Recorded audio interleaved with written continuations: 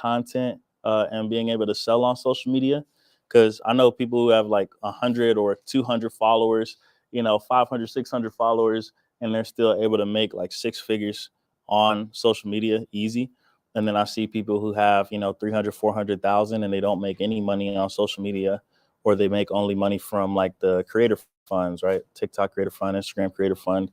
And I just think that that's crazy. And then I see a lot of business owners, they kind of give up on social media, right? They just give up on it because it's a little too eerie for them. They just feel like they're just spinning wheels. It's almost that feeling of going on live and you have zero people, but you're still trying to be on live and like talk to people just in the hopes that people will start building up and accumulating. And that stuff does pay off, but sometimes it's like a slow crawl. So my whole idea for this series is just to take people away from the slow crawl. Like, 100 people or 100 views on an Instagram reel can still meet, they can still be sales easy. You know what I'm saying? Like, I wouldn't even like to have 100 people in this room, right? Like 100 people in here would be too packed, right? So each one of these views is a person, a real person who was behind the screen that was looking at something you said. It just didn't resonate with them enough to get them to buy something from you. You know what I'm saying? But it could also be just adding on to the equity that they feel about you, right? That idea that, okay, this person is professional, they're knowledgeable, they seem down to earth, they have a lot of resources, they have a lot of connections. All those things are just really easy tricks to convey over the camera. And so this one is just mainly about setting up your social media in the first place, right? And even if you've had it set for a while and you've been doing things well, there's different things that you can do right now to just increase the ability, right, for somebody to buy from you. And that's the most important thing. Is it easy for somebody to even buy from you? So I'm going to be going over the social media sales funnel, what that actually looks like, what you need to know at each stage. Later on in the slides, I'll have a perfect bio QR code, so you can scan that, fill out the little form, and it'll email you a biography for yourself or a few variations. You can just change the bio because the bio is very important. I'll explain why. Then I'm just going into social media hacks. I know Facebook is more similar to Google than it is to Instagram, in my opinion. So I put Instagram and TikTok together for some hacks on those platforms, Facebook and Google hacks. And these are like not as much hacks as they are just knowledge on how the platform works and like these like mystified ideas that we have on the platform and things that we're just not doing. That's like right in front of us. A lot of the times it's right there. It's like, damn, I didn't know I could just click this button and it will show me all these leads that I just could message right now, things like that. And then just open Q&A after that. So have you guys seen this before? Raise your hand if you understand like a sales funnel or have seen kind of a sales funnel before. Okay, cool. Starts with traffic. How are people coming into your business, finding your business, also called brand awareness. Consideration. What are people thinking about when they find you? Also goes with the social proofing aspect. Social proofing is the idea that like in my mind, society knows you, right? Like you're not just somebody that's coming in here to try to do something. There's other people that can vouch for you. And there's other things that led me to believe that you're the right person that I'm gonna be working with. And then the leads or the sales or the conversion, right? Leads versus sales. If you're e-commerce, you're looking for sales. You want people to buy your merch, buy your products. If you're a service-based business to where you have to talk to people one-on-one, more often than not, you're looking for leads, which are just people filling out the form, or more, even better, like them booking a call with you on a calendar that you will have on the app that Elias can provide to you. Or, there's different ways to even just get these things booked out, right? Even just a Calendly, but definitely, go to Elias versus going to Calendly. All right. So brand awareness on these platforms, there's only really two ways people can find you. One is organic posting, right? Like you get the views, they find your profile, they follow you. That's it. The other half of that is just somebody shared your content. So getting your audience into the habit of sharing your stuff, that's amazing, because then it kind of skips over the algorithm's natural flow and allows it to kind of open up branches, right? Have you guys watched Loki on Disney Plus? No? Yeah. Okay.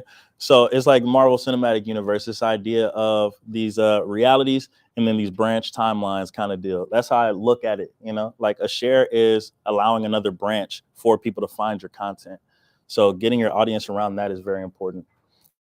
Social proofing, the different things that people can look at on your profile and make a judgment and a snap decision about you are what I call the core vitals of your profile page. So your headshot, does your picture even look good? Does it even show you as a person? Or is it like some other picture of something else, like your dog or something like that, right? That doesn't lend way to people thinking that you're legitimate. Um, the name, does your name also have your profession in the bio? That's very important on Instagram, for example.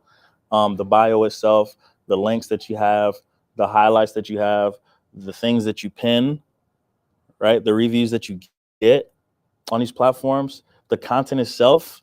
Is it solid content? Is it consistent content, right? What do people see when they find you and they show interest in you?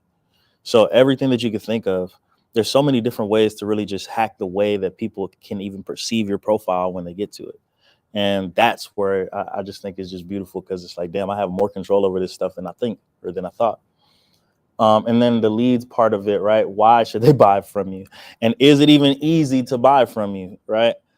If somebody is going to your Instagram story and they see the name of your business and you're like, go to this.com, and then you're expecting them to get off of there, open up Safari or Google Chrome, and then type in the website. No, it's not going to happen. So how easy is it to buy, right? The flow of that is usually somebody finds your content or your profile, then they're clicking the link in your bio, then they're going on a landing page, and there should be something that they could buy right there on the landing page. If they still got to scroll, if they still got to look around, that's going to be a problem. I'm telling you, people are like lazy.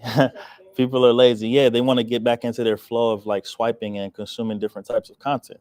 So you want to make it super, super easy. If they can click a link in your bio and it takes them right to something that they could buy right there or something they could book right there, that's going to be your best bet. That's always going to convert higher than expecting somebody, let's say if you're selling clothes, to click through your entire website and then get all the way to the item that they saw you post a second ago, right? A lot of times in e-commerce, people are selling one product, but then they're sending people to the website as a whole instead of sending people to that one product that they've been promoting, which causes way too many clicks, and it just causes people to click back off of it, right?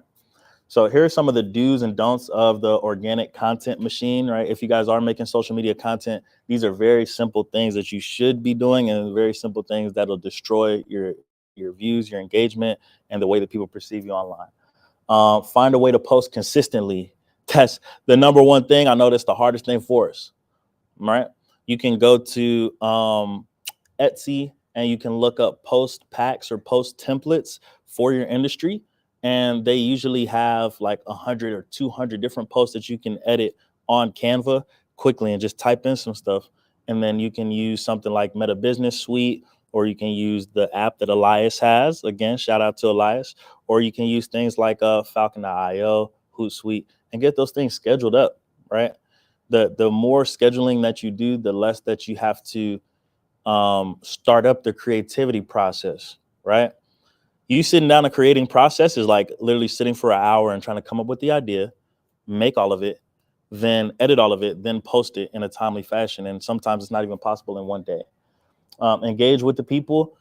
Being on the platform as much as possible is like the main thing. They want you to spend hours on the platform. That's extremely important. You can find people on Fiverr who will just be like engagement managers for you. They spend time on the app for you, man, liking people's stuff, looking at people's stuff, going to people's stories that, you know, are relevant to you, and just allowing them to see, hey, this person's looking at me. So then they go and look at you. And if your profile set up the right way, that will work. Use tools in the platform. They move things around all the time. We don't see it. I see it all the time because I'm looking for it. But they move buttons around. They add new features. You want to utilize these things, no matter how goofy it is. It seems goofy. Now the core of the functions are there. They're only having a small number of new features, and those new features, if you use them, they usually expand your reach and your growth. So when you see something and it looks weird, I know it feels weird to try it, but just try it. Follow profiles in your industry and stop following fluff profiles. If you're using your main profile as your business profile as well, just make another account, make a spam account, and use that to surf, you know what I'm saying, to swipe and get that whole thing. Because the more that you're consuming different content outside of what you're currently selling, is just bringing in too much of the wrong people. I'm guaranteeing you, you're gonna start like, if you watch cats all day and you sell clothes all day, you're getting mainly people that like cats. I'm telling you, just from what you're consuming. So make Breeze loves cats Instagram and just go ahead and just indulge, right? But if you're gonna be on your main profile, that should be what you're consuming, what you're liking, what you're engaging with, period. That's it. And that's a hard pill to swallow, and it's hard to kind of do sometimes. The different types of content: educational content, entertainment content, promotional content, inspirational content. If it's not around one of these four, it's probably just fluff content, and we're just like trying something out, but it's just wasting time. Decide which one of these you want to do. Do you want to educate? Do you want to entertain? Do you want to promote your stuff? Or do you just want to inspire people?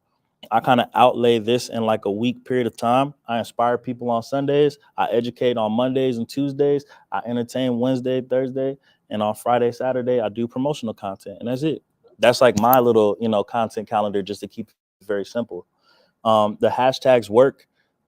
Not 30 hashtags. Let's do like 5 hashtags now. They actually changed the way that works. It actually doesn't even register more hashtags past 5 on Instagram. They had a whole article about it. I have to check to see if that's still the case, but as far as I know, that is the case right now. But the hashtags, they index your business. So whatever you're doing, whatever you want people to find you for, use that, the broader hashtag. And I'll go into some of those. And then learn how to navigate the platform. Most people don't even know how to move around in it. And that's it. And they just use 1 or 2 functions. They swipe, they check their DMs, and then they go back to swipe and then check their DMs. There's other areas. Just look around it. Like, go to your settings and click through everything and see what that looks like. And the don'ts: stop stopping. Don't start and then stop and then start and then stop. Just stop and post something today. Like, literally, you can post your phone up, do some of the content, or do something like you're cutting onions, you cooking food, you're typing, you're journaling, something like that. Set up the camera, then make a video of just some stuff over top of that, or you just talking over top of that. That's so easy, and it actually works. Trust me, it actually works. All right. Don't think your numbers are too low. Like I said before, if there was 100 people in this room, it would get too hot, right? Don't forget to share your social medias, excuse me.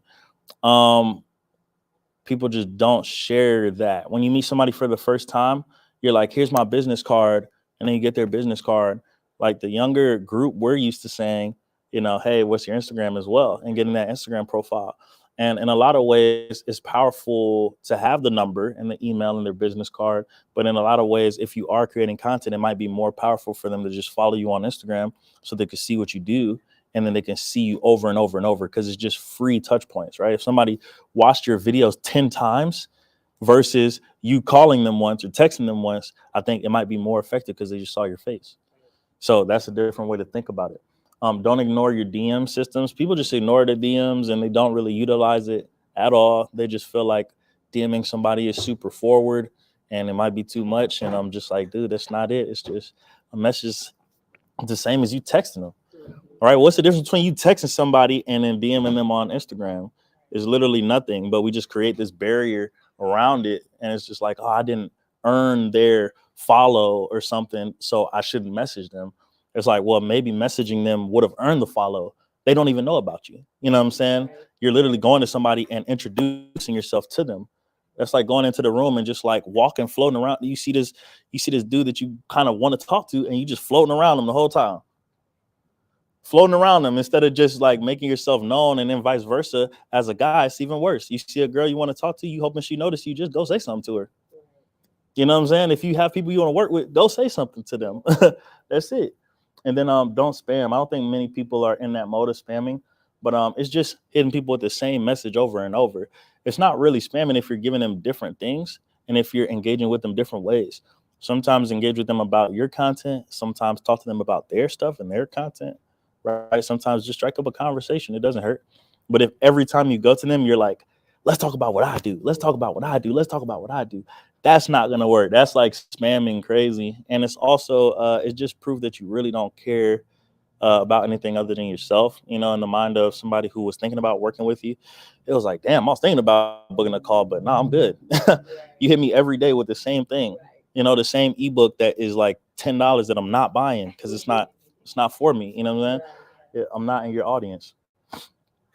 So, profile core vitals, your name.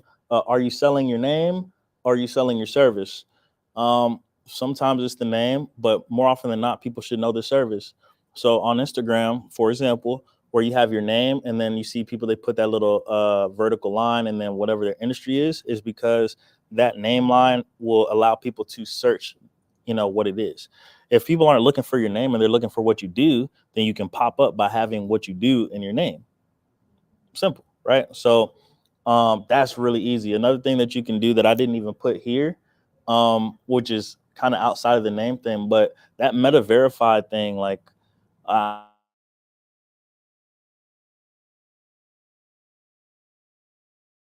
whatever that is, there's a statistic out to where it's like you get 35 to 40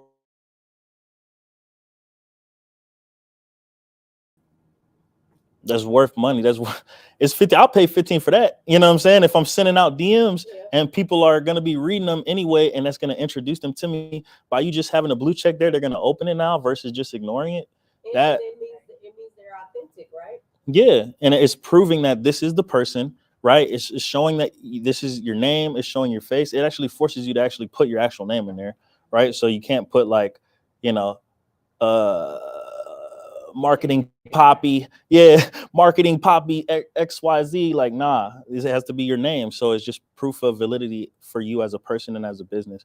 Now if the rest of your profile is perfectly optimized, then it doesn't matter how many followers you have, really. It doesn't, because it's showing you're an authentic person. They can look at your content, they can see everything else. But to get them to actually go to your profile is the main thing. If you have the blue check, it'll kind of push people to go to the profile, right? Don't you think?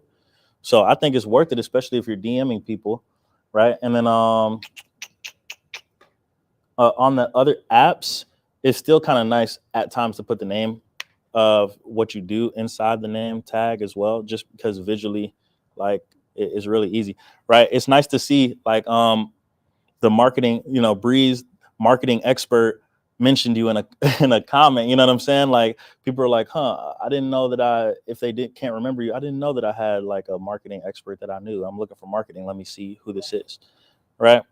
If they don't remember you, now they can remember you from just that. So easy. So easy. The headshot, the profile pic. Is your picture good at all? It's that simple. And your face, your head should be about 75% of that bubble. That's it.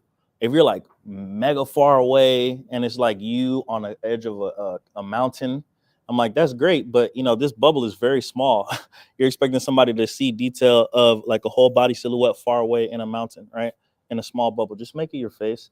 Get a professional headshot. And if not, they have apps like Face Off and a couple others that can like take your face and like put it on different bodies, like on bodies that have dresses and things like that. But it just cleans up certain things. But again, you're not using the whole body. So you're just taking the different ways that it decided to fix up your face and your hair and make it super easy and making it clean, making it an actual headshot. Then you can put like, different backgrounds or backdrops behind it as well. The links and the contact data. So right underneath your bio on Instagram and on other profiles, they usually have links, right? So you can utilize Linktree in order to organize what you want people to go to. You can also utilize Elias's app because we have link trees in there, and you can connect that directly to your domain name. So that's even better to see, such and such and such.com. And when they click on it, it's all the options of different ways that they can engage with you, different ways that they can buy from you and purchase from you. The contact data as well. People don't fill this out for some reason on their profiles. When you go to your settings, you can put your email, you can put your business phone number, you can put, other links, other websites, but keep that stuff up to date. A lot of times I literally don't see it. People don't even have their email for people to be able to email you. They don't have anything for people to be able to text you, call you. Like, who do you think you are? You know what I'm saying? You're running a business. Who do you think you are? You don't think people need to contact you? The core vitals, the pins and the highlights. These are like underrated. The highlights, you guys know the little bubbles or whatever that just kind of show the stuff on your stories. Clean those up. You can go to Canva and you can make like an image that can cover that highlight. That'll just kind of identify it for people, and it just shows more information about you. But the pins are like my favorite thing to utilize right now. You control what people see about you first, right? So when they go to a post or social media post, they can look at the comments, and the first comment that they see is probably the only comment they're going to see, right? They're only going to see the first two or three. Most people don't scroll too far unless this is like a huge post with thousands of people commenting on it. So you can pin somebody with a star, excuse me, with a blue check. You can pin different comments that are relevant to the top, and you can also pin different posts that are relevant to your brand to the top. So these are the first things that people see. And I'll do that almost for every post. Every post, you should pin one or two comments if they're the best comments, you think, right? Because when people get to it, that's just all they're going to see. And if somebody else saw value and they express, damn, I got a lot of value from this, maybe it'll just spark something in somebody's brain. But if that's the last comment all the way to the floor and they don't ever make it there, and the first comment was just like, flame, flame, flame, like that didn't do anything, it didn't give any value or anything, right? So just pin the ones that you want to the top. And then reviews, this is only for Google and Facebook. On Google, you want to set up your Google business profile. You can use Nevada Partners here as your virtual mailbox and just grab that. And then it'll allow you to get reviews on Google, especially for what you do. The beautiful thing about Google is they give you free traffic if you have a good profile and good account standings on their profile. So if you're an insurance agent, you can just say, you could put your account out there, and people who are looking for insurance or searching for it in this area can find you organically without you having to pay for it, especially if you get more reviews. The same goes for Facebook.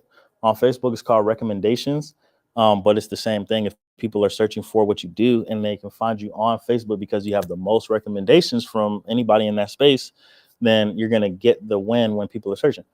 That's it. And a lot of people don't do Facebook recommendations at all. So you'll see companies who've been around 10, 20 years, they got 5 recommendations. You can beat 5 in this room. You know what I'm saying? Like you can get 5 recommendations quick and easy, and you can just have people write it with ChatGPT and just say, hey, this person was the best artist I've ever worked with. And what they do is amazing. You know, their fashion is amazing. All the little keywords. And then it's just going to build your profile up much better on that platform. Trust. And Google, definitely, if you don't have a Google business profile and you do business here in the city and it's not just an online business, you definitely need a Google business profile, or you're missing a boat. There's a ton of free traffic. I need like 1,000 clicks to my Google business profile every month. And that equates to like, I think like 200 website visits every month free. I don't do anything for it. I'm not running ads or anything. And that turns into sales. This is the bio. If you guys want to scan this and fill out the form for your business, it'll actually send you the perfect bio. But the different components, I just line it out. There's usually about 4 lines. I want to say it's like around 155 or so characters that they like to have on Instagram, and on other profiles it's a little bit shorter, other platforms. But you want to show somebody your why or your social proofing, right? The first thing, why should they even rock with you? How many hours do you have in this game? How many happy clients do you have, right? Put that up top. Then you want to put what you do to help your audience. Who is your audience? What do you do to help them? What is your service, right? Expressing that. Or what is the result that you get your clients is also very important that you can try. And then what you want from them, right? Do you want them to book a call with you? Do you want them to do a consultation? Do you want a discovery call? Do you want them to just like your stuff, share your content, right? Sometimes that's easy to put in there. And then you want a call to action, right? And it's leading to the links. I usually just do, hit the link below to do this, right? Book a call with me at the links below. Look at the rest of my resources below, these kinds of things. And then you can also just work ChatGPT and it'll give you different variations of it. I write one. I'm like, this shit sounds bad. It just sounds terrible. Let me have ChatGPT rewrite about 10 different ones. And I just pick the best lines from each of them. And then I create one. But this QR code here is also linked into there. So you can just go to perfectbio.socialcontentmasters.com, fill that form out, and it's going to shoot you an email. And then you literally take that email and you plug it into ChatGPT. and it'll give you a few different variations of a bio for you. So pretty dope. Let me know if you guys want this later. I can send these slides to y'all so that you have more access to this as well. Yeah. Mhm. So now let's start making content. This is like the harder part. This is the part that everybody hates, right? For one, our company on the social media production side, we script, film, edit, and post all the content for somebody. But these are the main components that you need to be able to do for yourself if you're not able to hire out yet, right? You want to come up with the concepts, find the different things that you want to make, find what's already trending. And I can show you guys a bunch of different ways after this that you can find the best content and source it out and then make it work for you and work for your industry. But then you got to film it. So setting up the phone, you only need a handful of things, the tripod, right? Something to slap your phone up, the water bottle to slap your phone up and just talk to the camera, right? Edit it. We use different softwares to do this and then post it, right? I already went over the Hootsuite, the apps that we use to kind of schedule this stuff out. So these are quick things that will literally magnify your content creation process. Just one of them if you dive deep enough into it, right? So if you look up your industry, then Etsy post templates, again, they have, and I'm talking about $10, right? For $10, you can get 100, 200 different Canva templates. And all you do is, because they have in Canva to where you can set up your brand and your brand colors, you can press one button and shuffle them into those images and you don't have to do anything else. And it just makes them your colors. So then you have 200 posts already made for you. Click one button. Now it's your colors. And then you just change a couple words. Post done. Add some music. You know what I'm saying? Nothing else to do. Nothing else to do with it. You can take those and then you can use the magic resize tool to make it into story posts, right? The elongated version of it. That is amazing. And it's super powerful. And these things are like less than $50 every time, or more around $10, $12, $17, right? If you're getting some for $30, $40, it's like coming with a ton of stuff. It's coming with videos already. It's coming with posts already, all of it, just specific to your industry. Learning CapCut, amazing, right? If you go into CapCut and you go through the tabs at the bottom, those last two tabs, they're filled with information on how to use the platform. They're filled with templates that you can just fill in. You can take your footage and put it in there. And these are things that are already trending, and sometimes audios that are already trending that you can just put your content into, right? And then just go in and look up YouTube tutorials on how to use CapCut, because it's really not that hard. And once you learn your style of how you want to make your videos, it's probably going to be the same process again, over and over and over. Okay? There's a AI app called Akoya. That is where you put your information in. You kind of set up the parameters of your business as far as the colors and everything like that. And it actually creates posts for you based off of what it sees online, which is like crazy. It uses AI to create your post for you. And you can also use Akoya to schedule it. So it's also the scheduler all in one. Crazy.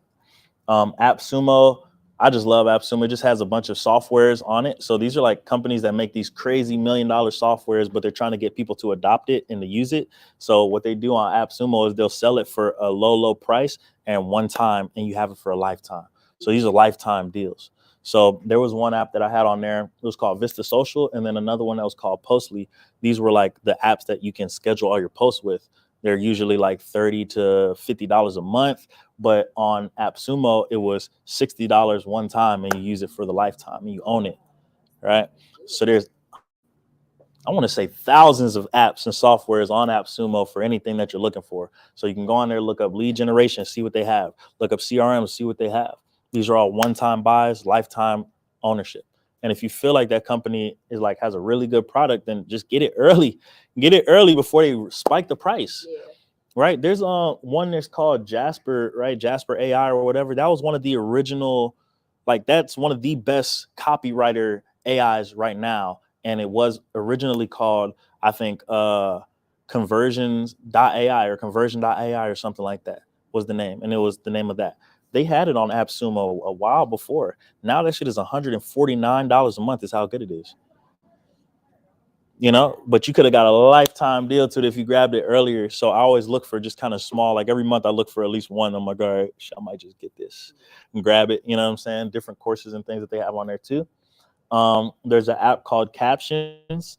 on the iPhone, it does too much, right? It adds the captions for you, so you can speak to the camera. You can take a video, upload it to it. It'll do the captions for you, allow you to stylize them, move them however you want. And then it even has different features on there, like eye tracking, so it can use AI to make you look like you're looking at the camera, right? So let's say you were just like, yeah, some, yes, yes, yes, yeah. It can make you look like you were just looking at the camera the whole time, and I think that's really dope.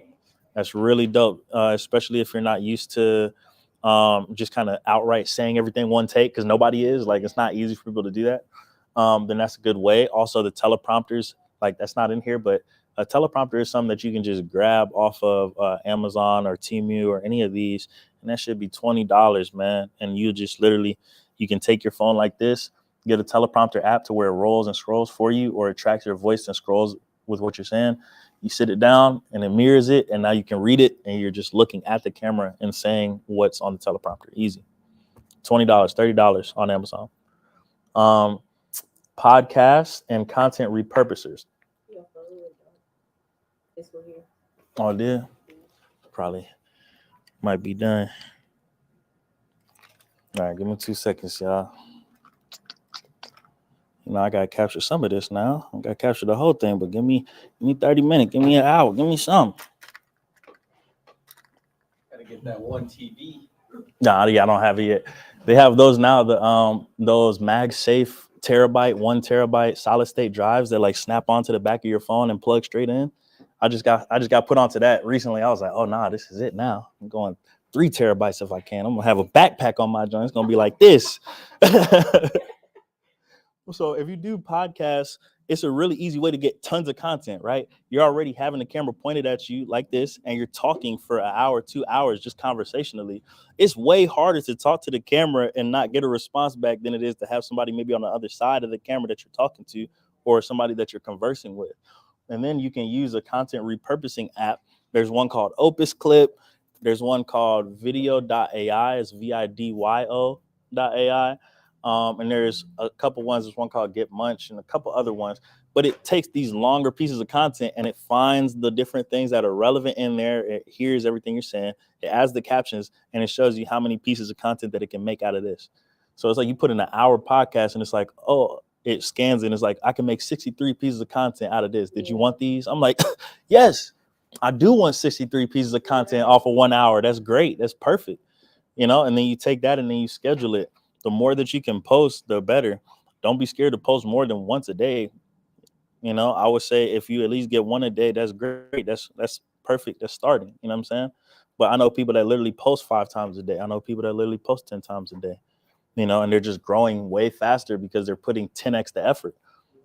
It's not easy to do that. You know what I'm saying? Like nobody wants to have to put in 1,000% of what they're already doing when they already feel like they weren't mastering it.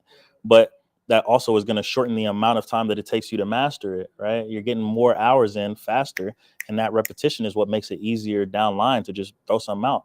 So then if it's like, damn, I don't have time, as long as I get one up today, you can just sit the camera up, get used to it, you talk, you edit it, you post it up, 30 minutes, versus you doing it every week or every 2 days, and it always takes you 3 hours because you don't have the repetition, and you have too many breaks in between, really. You know what I'm saying? So if you can schedule all that stuff ahead of time with one of these and get it repurposed, that is A1. Then you need to understand the actual structure of your scripts if you're going to script it out, or what you're going to do when you're talking to people. So 50% of the reel is your hook, right? That's the most important thing, is the hook, because people only giving you 3 seconds before they swipe, 3 to 4 seconds before they swipe. So if you don't grab them in that first few seconds via something that they're seeing that's like bringing them in, or something that you said that's bringing them in, then they're just going to swipe right past it, and the rest of it is irrelevant now. So that first like 10% of it is actually the whole enchilada is worth 50% of it. The content inside and your call to action at the end is also important, right? Things like shares and saves, those are going to get you more engagement for your profile. It's going to allow more people to find it. So if you're not directly telling somebody to go to the link in your bio, for example, at least tell them to save this or tell them to share this so that you can get more of that, because people are only going to do what you tell them. You know what I'm saying? To be honest. That's why people be like, share, and subscribe. Exactly. Yeah. And it's crazy the amount of stats, right? When YouTube was earlier in the days, people didn't really know that. But then when you tested it, it was night and day. You know what I'm saying? Like the follows, you would see how many people watch versus how many people actually follow you. And then you start telling people to follow you and to subscribe, right? And the numbers go up 30%, 40% more subscribers. Why? Because you just forgot to tell them and they just left. I didn't realize that you could do that on YouTube in the beginning. Hmm. Yeah. I just, yeah, I would just be watching stuff and then be like, okay, how do I get back to see this again? Yeah. Yeah. And that's how it is too. A lot of people, they don't really understand how to navigate their profile like that. So they're just going through pieces of content. They're not thinking like, damn, I maybe should subscribe to this person because I like what they have and it's going to help me out in the future. They're just like, damn, that was dope. Let me find another video like that. Right. And no, but this person that you just watched probably has more videos like that. You just need to subscribe to them. Right. So that's what you do, is just ask them. This is just the flow. So going back over the flow that people are gonna find you, this is gonna make it easy for you to understand what it looks like, right? A lot of times we're like, damn, why is nobody following? Why is nobody staying? And we don't even understand what's happening at each stage. You're like, dude, my profile's clean, but the link tree is a mess, right? I go to a lot of people's link trees or the link in their bio. Like I see link to bio going to a YouTube video. Like that's crazy. You're sending somebody that found your profile one of the most important things that they could do for you, and you're sending them to another platform to send one view or tally up one view on a video. That's insane, bro. Why? And then the links that they have, if they have a link tree, the one that's at the top isn't what they necessarily want people to buy. It's just something that they have up there. They're like, oh man, you're a musical artist, you want people to get your album, buy your album, but you're sending them to like a YouTube video of your music video because you want them to see it. It's like, well, I mean, if they saw your profile, they looked at it, they like it, they want to buy it, if they not trying to buy something, they'll scroll one more time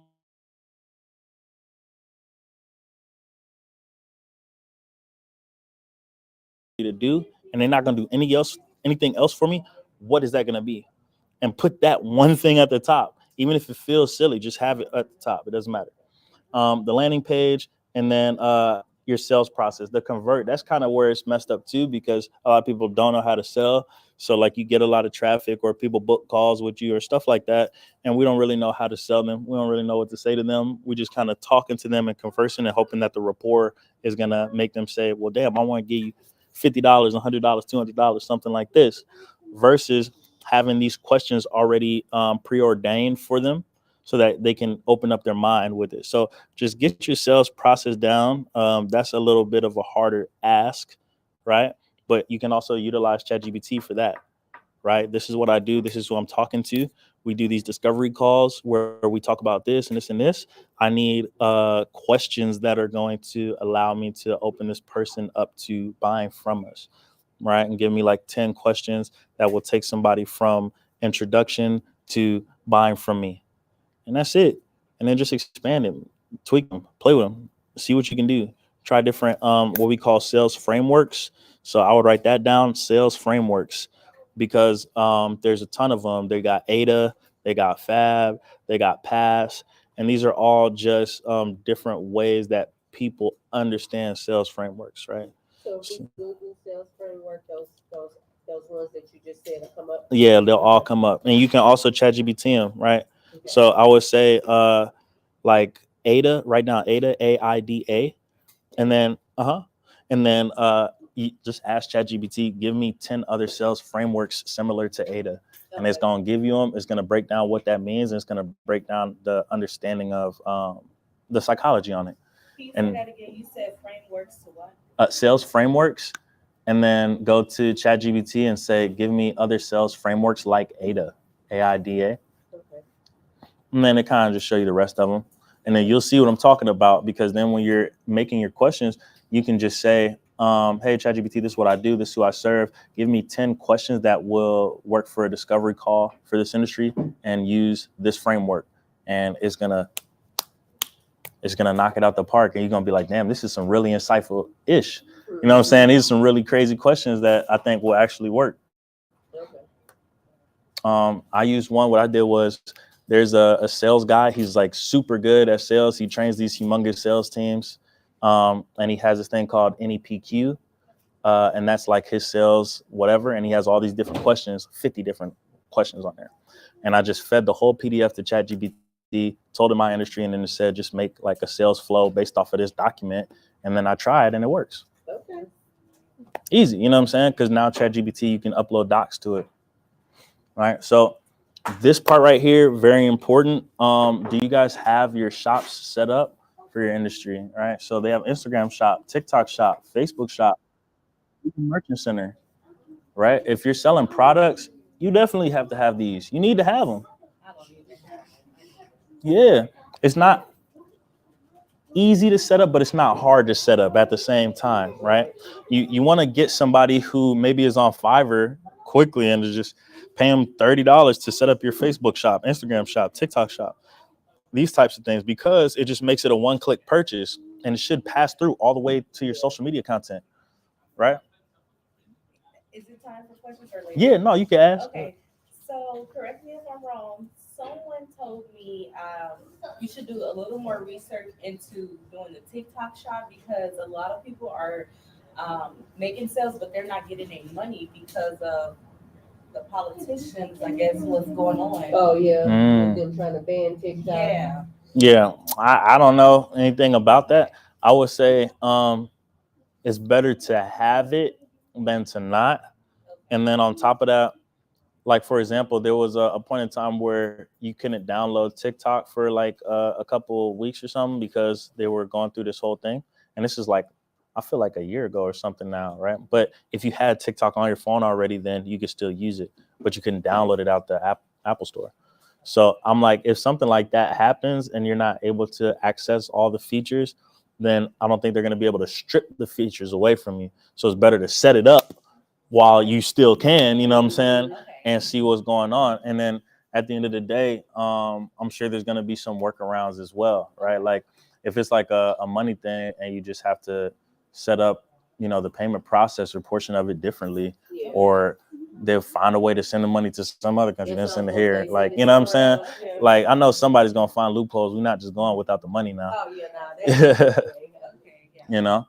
And then the same thing with Instagram and Facebook. These are just like one-touch solutions for people to purchase and buy from you. That if you just set it up, you have to set it up one time, and usually you could just upload your products to your website or whatever, and it should auto upload to Instagram, TikTok, Facebook, right? Google Merchant Center is super crazy to index your stuff on Google, right? If somebody searches for the products that you're selling and you have it on Google Merchant Center, it pops up at the top with all the different products that people can buy, and then one of your products in the midst of that. So if they like yours out of that lineup, they're just gonna go straight there and buy it. It's great. It indexes your products directly with Google. That one, definitely go to Fiverr and have somebody do that. The other ones you can kind of set up yourself. But Google, difficult. Struggle, yes. So check those out. Index your products. It's easiest to do it if you have a Shopify website or a Wix website. They're just like quick integrations to create these shops. And you know, everything else you're gonna have to really have an expert in there to like get it right. Right.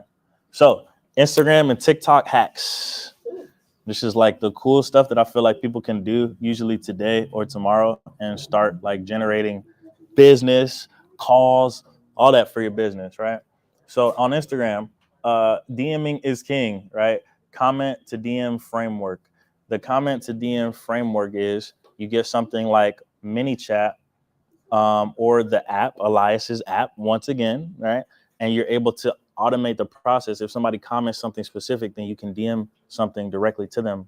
Or if they like, have you seen those posts where like, oh, comment reels below and get my guide sent to you? It's an automatic system that we use from ManyChat or from the app that we have as well, right? And the DMing is king, yo. On Facebook and Instagram, you can DM people directly. They don't have to follow you. They don't have to be your friend, anything, right? It'll be in the message request, but again, that comment to DM framework is also you going into their comments saying to check your DMs, because they're going to see the comments regardless of if you're friends or not. They might not see the message, but they'll see the comment. So you go into their post and you say, Hey, check your DMs. Hey, love what you do. This is awesome. Check your DMs. Hey, love what you do. I have a couple questions for you. Check your DMs. Hey, I think we could collaborate on some things together. I have a couple ideas I want to run past you. Check your DMs. That's it. And they check it almost every time, or eventually. Sometimes it take a while. People don't get on their DMs like that all the time sometimes. But So that's why people always do like their posts, and then if you comment, they say DM me. exactly. Once you open up that DM channel, it doesn't matter if you're friends or that they're following you, you're still gonna have that DM channel. Yeah. But for people who aren't your friends, like on Facebook, or sorry, this is Instagram. I'll go on to Facebook in a second, right? But on Instagram, literally, they're not gonna see your DMs because it's gonna go into the request box because you're not following them. So you just go into their comments and you comment. Check your DMs, check your DMs, check your DMs. You could do that on a couple different posts and they will probably check their DMs, especially if you have a blue check. They're definitely going to check it now. You see what I'm saying? So that increases you from like a 20-30% people opening your stuff to like 80% of people opening your stuff, 60% of it, because you got a blue check and you just sending that message all the way through. It's easy, right? And DMs are a part of that process. The questions that you ask people like back to back to back in your sales process, utilize that in your DM process to get them booked. Whatever messages that you use the same ones every time. Stop changing it up all the time. You're changing your sales mechanism for every person. It's not going to be effective. You're not going to be able to see what works and what doesn't. Right? So use the same message for at least 50 people. And you can find industries that you want to work with. Like if you're, I don't know, a mortgage person and you need realtors, is it not easy to like search realtors Las Vegas and the Instagram, find realtors and then message them and just say, hey, do you have a mortgage person that you work with exclusively, or can I also work with you? Because we have some very good offers for what we have. So that's as simple as that. And if you DM people, 50 people a day, you're going to get some book calls, man. I'm telling you, you're going to get some book calls. It's 350 DMs. And all you're doing is saying the same thing over and over and over. Like I use on my phone text replacement, keyboard replacement, and I type one word and it'll type the whole message out. And so I just type or text replacement, I believe. Right? So I can text. For what I do on Facebook is I put FB1, and that just means whatever the first message that I send people on Facebook, it types the whole thing out. And I send that to people. And that's it. So I don't got to keep typing the same thing, and I don't got to copy and paste, right? Because so you use that on Android? I believe so. They should have some type of text replacement tool. Okay. The other reason I do it like that is because when you copy and paste, these phones actually have a timer on that as far as how the amount of time before that clipboard clears out, or after a certain amount of paste, it clears out. So you got to go back to the original thing, copy it again. I'm tired of doing that. Yeah. You know what I'm saying? So smarter, not harder. We're smarter, not harder. Yes. Engaged people deserve an outreach and not always to be sold. Right. So the stories, every part of Instagram and every part of all the platforms have different reasons for them. Right. So the engagement is to find out about you, the feed is to find out about you and all that kind of stuff. The story is for nurturing, is for engagement. Right. So everything that you're posting on your story should be showing people you, what you're about, a little more of the behind the scenes so that they can get to know you and find you as a more genuine person. But it's also a leads list of who's interested in you right now. If you look and you see all these people looked at your stories and you see 3 or 4 people that you wouldn't mind having as a client, then why not just reach out to them and talk to them? And again, it's not always to be sold. It's not. You can just say, hey, I see what you do. You know, if there's any way that I could support or bring some more resources to you, even like, let me do that. And a lot of times, I'm sorry. No, go ahead. A lot of times, even if you just reach out to them, they may not be interested in your product, but they may know people that might be interested. And word of mouth is. Yes, exactly. Like the story view is like an inch there. They already either had you on their mind some kind of way, or Instagram already pushed them into your algorithm because they think there's synergy there. Right. And they were just clicking through. If Instagram is already partially pushing you into their algorithm, then like you starting a DM conversation is going to solidify that thread and allow them to just see your content more often. That's it. Right. So pay attention to that. People are scared. They look at the stories. They got 100 people to watch their stories. They're not messaging anybody from there. Why? These are just people who want to work with you. Probably they just watching you every day. They watch you every day and y'all don't work together. Why? Just message them. You're scared and they're scared. And y'all are both just watching each other's stories and not talking about the real elephant in the room, which is business and money that could be made there. You know what I mean? So just message them back, or message them in the first place, right? Quick winning content with trending audios and remixes. Make sure it follows the content criteria. And so using, and this is just a quick way to create content is what I mean here, right? A lot of times it's hard to sit down and create the content. Something that you can do is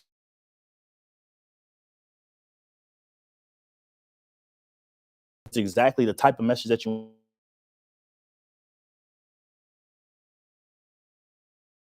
and stitches them together. There's two different types.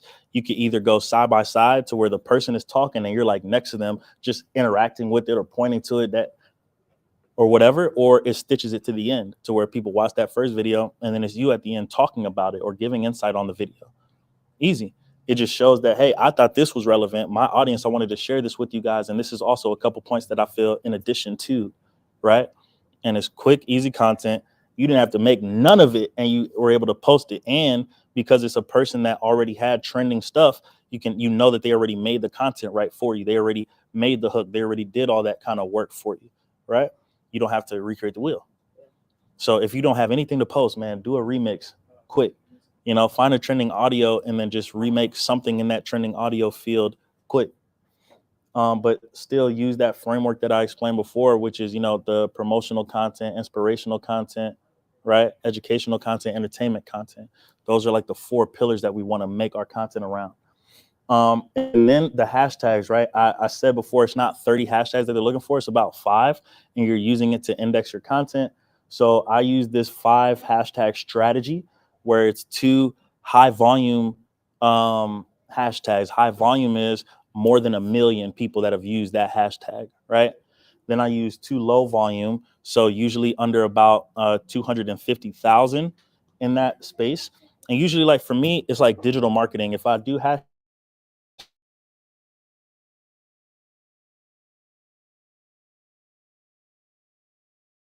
there's probably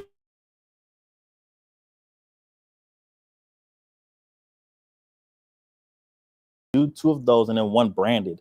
So whatever my business is, whatever my name is. So if people look me up as a hashtag or something around me, then they can find all my content, boom, already indexed under that hashtag, right?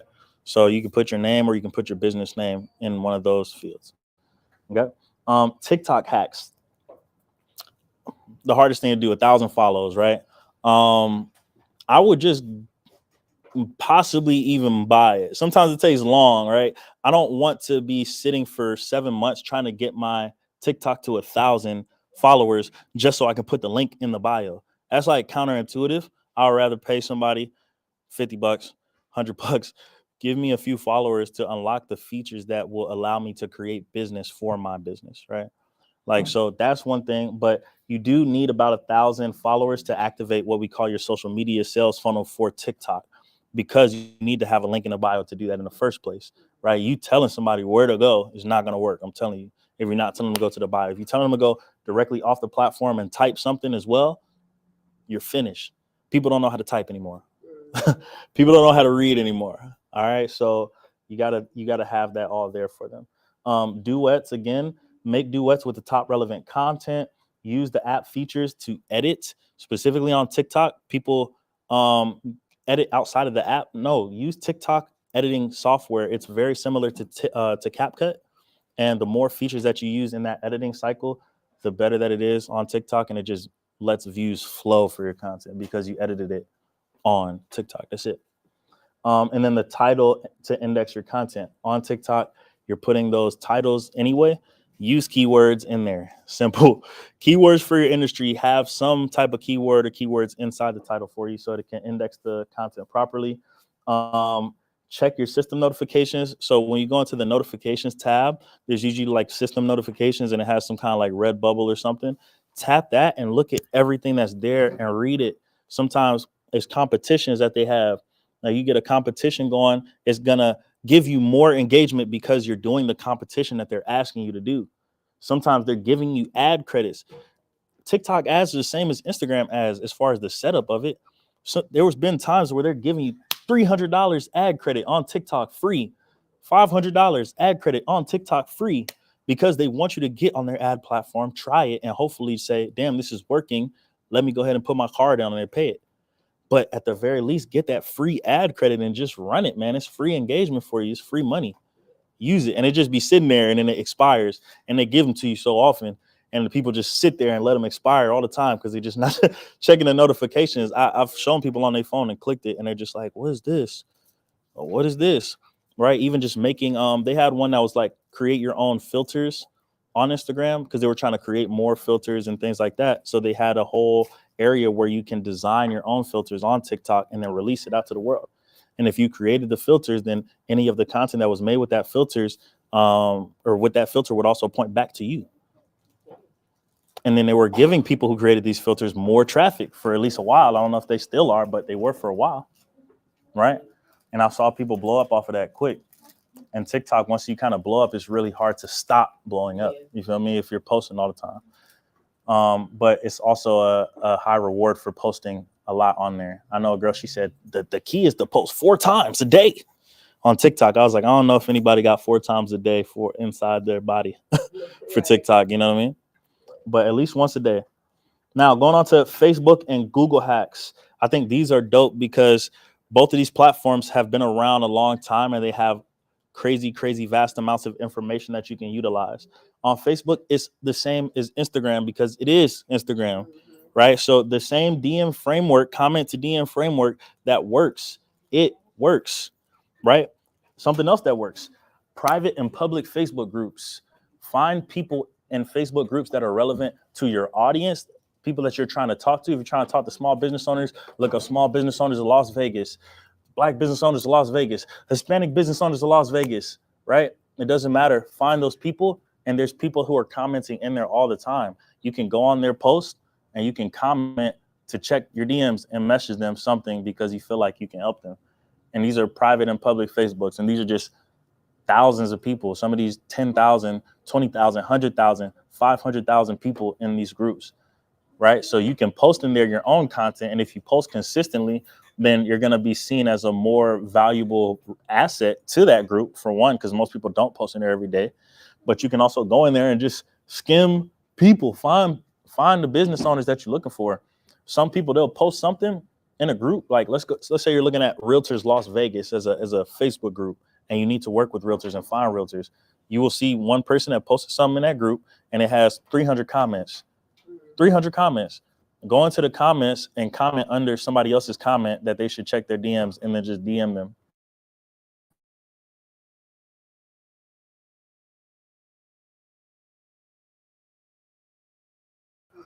And it is.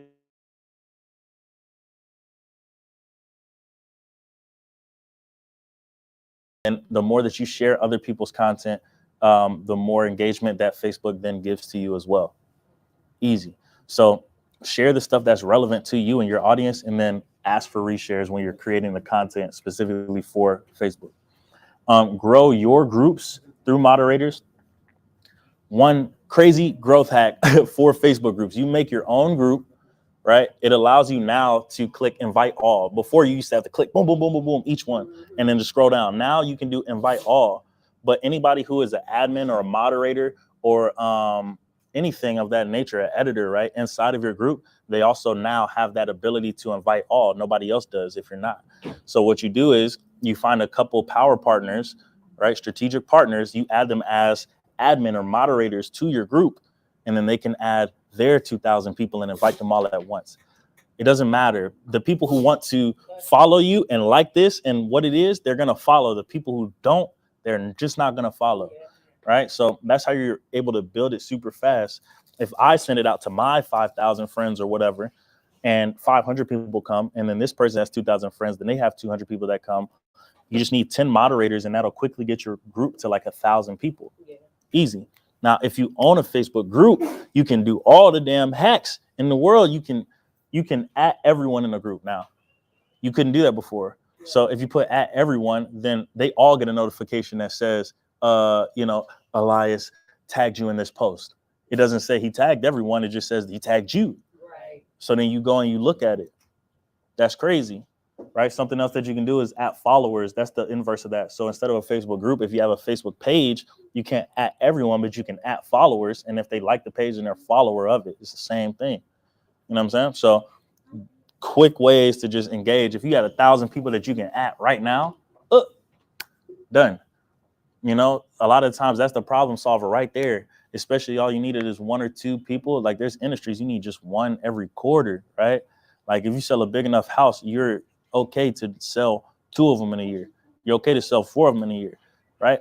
And still sustain. Obviously, you want to do more than that, but like you being able to at 1,000 Las Vegas homeowners, like you're a realtor and you created a group called Las Vegas Homeowners, and it's just about different ways to build wealth through real estate and things like that, and tips and tricks and hacks. And you're adding everybody all the time about, hey, we have this house up for sale. You know how you're live and if someone else is live and you get like a notification that says you're mentioned in their live. Yeah. How does that process work too? Does it like work the same way as like adding everyone? Not really. Followers or something? So like when you go live in general, it's going to notify the bulk of your followers that you're going live, right? So that already happens. What people do is they go and then they title the live that this person mentioned you, right? Because it makes the notification look like that person. So they're just tricking it, you pretty much. It has nothing to even do with the platform. Yeah. So it's like when you go live, I think you can like title it as well. And then they just title it, you know, such and such mentioned you.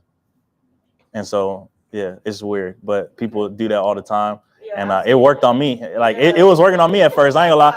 It was working on me. How do I do that? Because I mean, I've seen it happen a few times. So, okay. Yeah, you could do that too. And then if there's specific people too that you want to like get the live notification again or something like that, you can also add them like in the comments and stuff like that as well.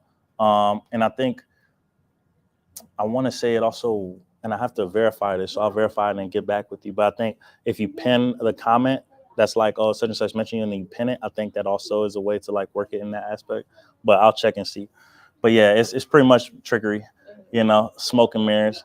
And that worked on me a ton too. I never really went live on stuff, none of my platforms. So like say if I go live on Instagram with the mention thing, like how she said,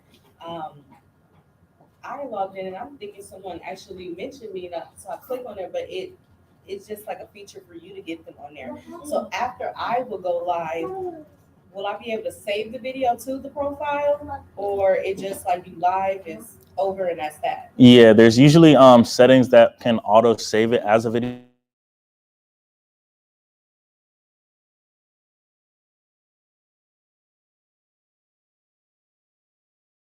Change these features all the time, right? There was one time where they literally took away the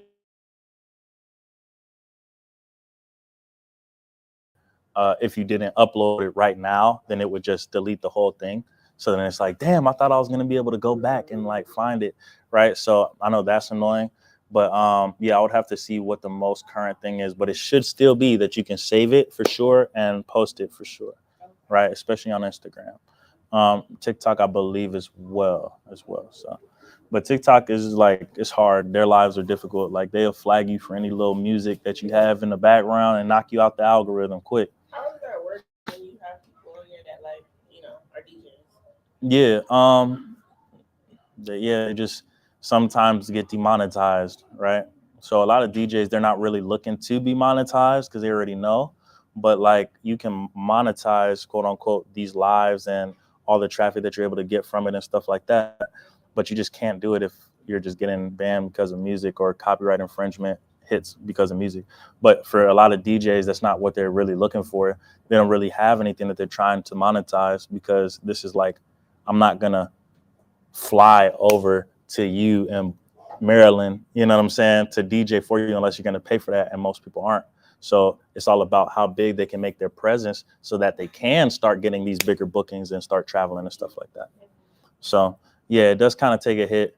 My best, you know, rubric for this kind of thing is just don't play no music in the background if you can avoid it, or just make like, or use like kind of SoundCloud music, right? That's not always the copywritten. Yes, they do have the real, songs and stuff, but just make a little playlist of some songs on SoundCloud, so that way you can play some in the background that you like. I thought TikTok was a little different. I went live on TikTok, and I played music. I didn't really get any like flack from it, but like if it's on Instagram or Facebook, then yeah.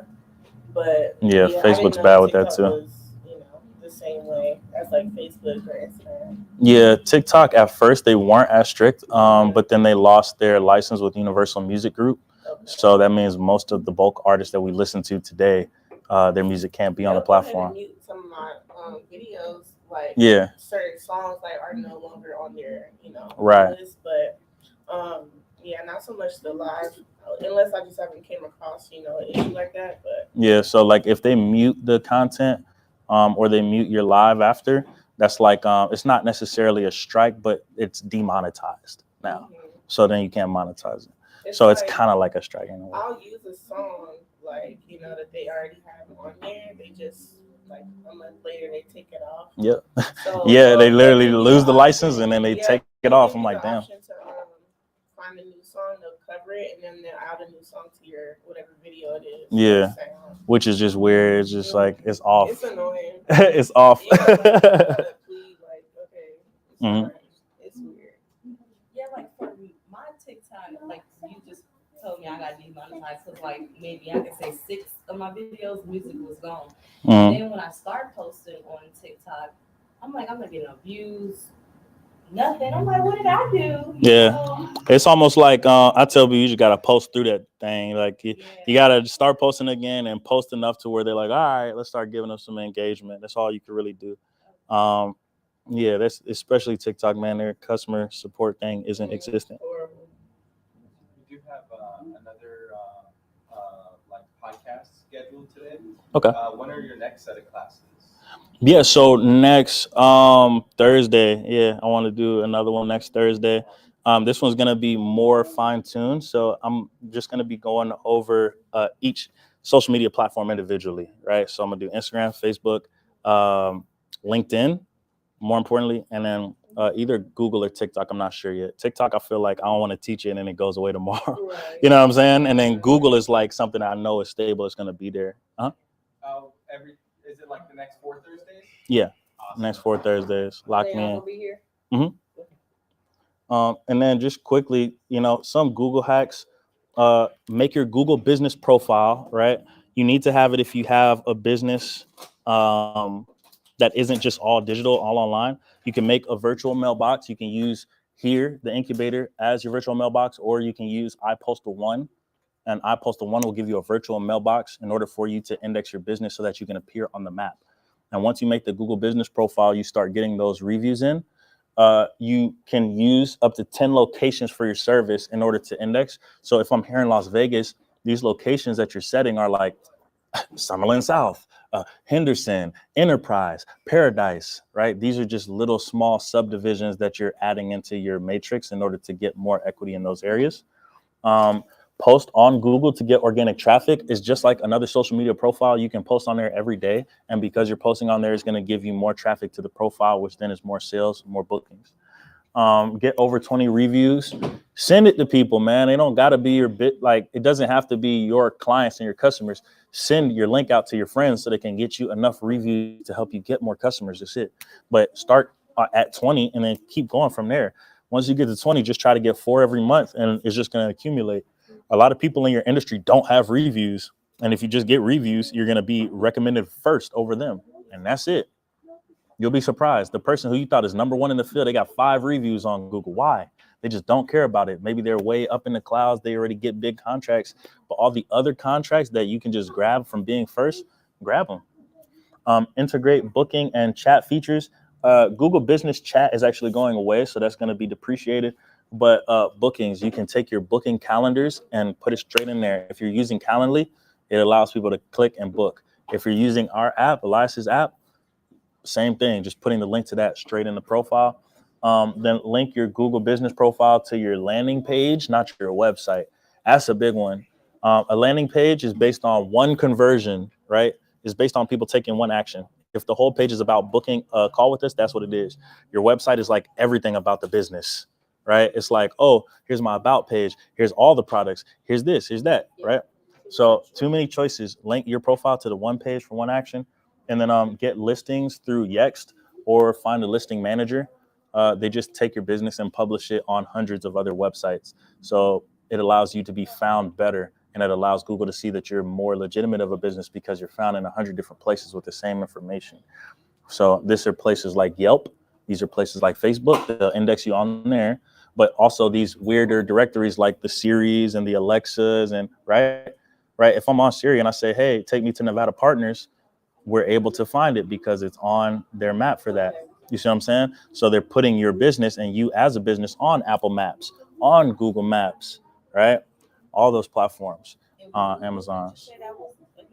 Yext, or just find a listings manager, somebody who does listings as a service. But Yext is like $30 a month, and they index it. Once they index it, you can just take it off. You don't need Yext anymore, because once all of the listings are green, unless you're changing something to your business, like your phone number or address or something, there's nothing else that you need. So I'll just keep Yext for 2 months while they try to get all the things booted up. That's it. So it should cost you about $60 tops, right? If you get a listings manager, they'll post for you on Google. So then it also gives you the traffic as well. So that's a little bit more value there, because it's just another profile to freaking do social media on. Hopefully you don't need to do that. All right. I'm out of time. All right, cool. That's it, man. Thank y'all for showing out. Ask if y'all have any questions. You can come to me after this. Follow me at Breeze from Raw. You can DM me, text me, any of that stuff. All right.